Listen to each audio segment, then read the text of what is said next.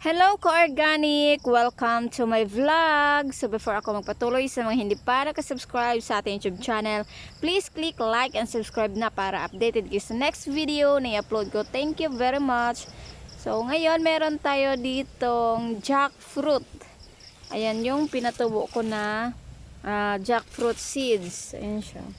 So ganito na siya kalaki, ready to bagging na sila.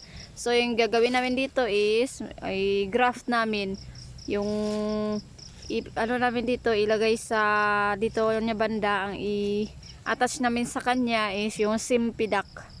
Ayan yung parang jackfruit din na parang marang. Ayan, ready to bagging na. I-bagging ko ito bukas. Ayan.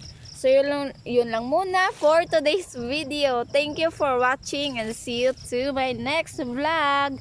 Go organic jackfruit seedlings.